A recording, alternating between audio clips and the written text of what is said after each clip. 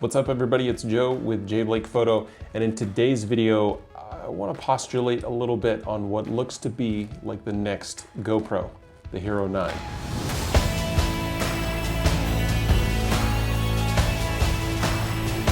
Just a quick reminder before we get into this video to hit that thumbs up, that like button. That really helps me, it helps the channel, and it lets YouTube know that this is the right video for you. YouTube uses that to help show more of my content to other people and to ensure that your feed is customized to your preference. And of course, if you're not subscribed to the channel, go ahead and hit the subscribe button down there and go ahead and hit the bell so that you get notifications whenever I post new videos. Also, if you're into stills photography, go ahead and check me out over on Instagram. I'm at jblakephoto. Over there, links down in the description. All right, so we're taking a look at the first promotional images that we've seen of the new GoPro Hero 9, I'm assuming the Hero 9 Black, and it seems to be the real thing here. Not a huge change, except for the fact that where the black and white LCD screen would be at the front of the GoPro, it looks like we're going to be getting a full color LCD. So I'm assuming it'll continue to tell us what mode we're in, maybe how many minutes we've been recording, some of the statistical information that it shows now, but in addition to that, it will also show us our current video feed like the screen on the back. Now this isn't a new idea. GoPro even has the Max that does the same thing. The Insta360 1R has this screen on the front, as does the DJI Osmo Action Cam. But when the Hero 8 Black came out, a lot of people were surprised that it didn't have the screen, since we pretty much knew that the DJI Action Cam would have a screen. So we were assuming that DJI would respond in kind, and it has taken them a year to do so. So I think this is really the first time that someone has scooped GoPro on a feature like this. They kind of own this market, so it's interesting to see them playing catch up. Always good to see competition in the market. Now I have a Hero 8 Black, I've got it right here. I've also got the Hero 7 Black, and I've got the Hero 4. I still have my Hero 4. I love these things. I love them both for their durability, the waterproof features, the fact that honestly for the price, the video quality and the still quality is really, really good, especially considering, like I said, the durability of these. Add in some of the additional features that some of these have, like Hyper Smooth and Hyper Smooth 2, and also things like Time Warp. But more than anything, this is just a super easy camera for me to throw on my helmet when I'm on my mountain bike, or throw on my head or my pack when I'm hiking. And it's just way easier for situations like that than carrying a DSLR.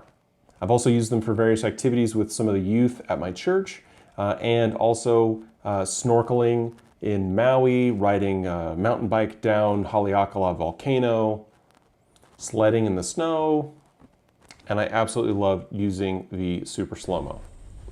One thing that I've never really wanted to do with this though is vlog. I've never thought about like taking it and doing this with it.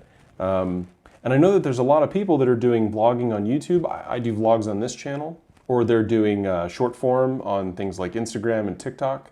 But normally they're using their phones. And my assumption is that if they're going to be investing in upgraded optics, the GoPro is not really the direction that they would be going. They'd probably be looking for a mirrorless APS-C, the A6000 line from Sony, maybe the Canon EOS RP or an EOS M.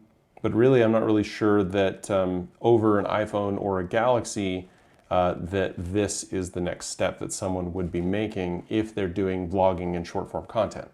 But putting the vlogging part of it aside, let's talk about other ways that this could be helpful. There have definitely been situations where I have wished I could see the screen, where I'm not necessarily vlogging, but I do want myself in the shot.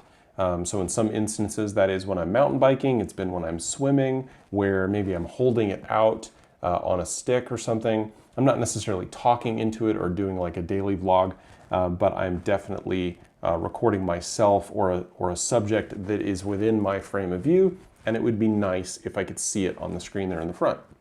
But the video angle on these cameras is so wide that really, I'm not even sure you need that. I mean, really, you just kind of point it in the right direction and you're gonna get it. Okay, so the screen's kind of a throwaway for me on the 9.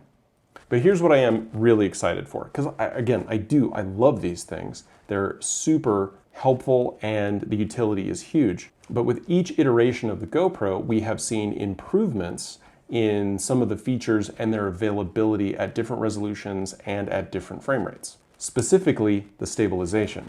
So in the Hero 7 Black, we got the hyper smooth technology, which was really great, but it wasn't available at every resolution and it wasn't available at every frame rate.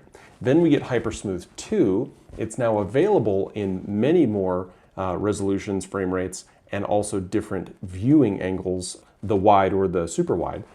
But in super wide, you don't have full hyper smooth 2.0 and you don't have access to boost. Boost is how you get those really kind of crazy shots where it doesn't really matter where the GoPro is going, the horizon is always going to be level in the frame.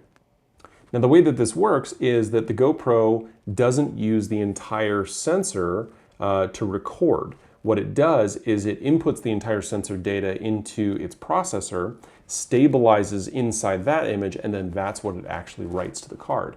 So there's probably quite a bit of surface area, quite a bit of detail on the outside and the edges of these frames that are getting dropped to make the image super stable. It's like a buffer around the edge of your frame. It's genius, and it's one of the best software stabilization systems I've ever seen. It's not a new idea. There's lots of cameras out there that do this, but I mean, Apple does pretty good stabilization on the iPhone, but it still can't hold a candle to Hyper Smooth 2 with boost. But it's taxing on the GoPro. So you're not able to use the entire sensor, which means that if you want to get super wide, you can't also use Hyper Smooth 2 in full with boost. And this is an important point when we talk about the specs for the new GoPro, because really the reason you can't go super wide and be super stable is because of the fact that there just isn't enough sensor real estate. The other point is that if you try to do all of that with high frame rate, like 4K 60, the processor just can't handle it, or in some cases, your battery life is going to be 20 or 30 minutes. So my hope is with the new GoPro that we get better stabilization, or even the same stabilization, but in higher frame rates and in more of the wider angle options. So give me 4K in super wide with boost. And I think that's going to be possible because one of the rumors that we're hearing is that this GoPro is going to be able to shoot in 5K. So if it's got a 5K sensor, or at least you're getting access to a 5K sensor, maybe partially stabilized, it might actually be a 6K sensor that they are stabilizing down to 5K, which means we might get hyper smooth with boost at 4K. Add into that advancements in the CPU, and my hope is there that we will get super wide 4K 60 with boost. And then hopefully the battery lasts more than 20 or 30 minutes. My hope is that we'll also be getting some new frame rates like 4K 120 or 4K 240. But other than that, we don't know much. These images really make the GoPro to look pretty much identical to the 8, although there is what looks to be a jack or something just under the mode power button on the 9. So maybe we're getting an audio jack? I don't know, we'll see. That would definitely be something that would be helpful for the folks who do want to vlog with this camera. I did buy this audio accessory for the GoPro, and it allows you to hook up a microphone to the GoPro via the USB-C jack. I think I've used it twice. It just wasn't something that I found myself really needing much of. There's also an image floating out there about a subscription plan. I don't know if this is going to be the standard GoPro Plus that gets you access to the warranty coverage extension on your GoPro as well as the online storage. There might be an additional subscription. Maybe they're looking to add additional revenue through a recurring model. And while that would be interesting depending on what they were to tie to it, I hope it doesn't tie features to it. I think if you buy a physical product, it should have all the features unlocked. You shouldn't have to pay a monthly premium to make this work. So that's it. What do you think?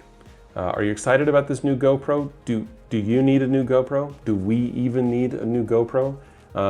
Could they just firmware update the Hero 8 Black and make us all happy for another year? Do you want that color screen in the front? Is that really gonna add to the experience that you have with a GoPro? Do you think it's going to drop down the battery life? Let me know down in the comments. I'm curious to see what your thoughts are. And don't forget to check me out on Instagram over at jblakephoto. And of course, hit like, hit subscribe if you're not already, and go and hit the bell icon so that YouTube lets you know when I post new content. And I'll see you in the next one. Thanks.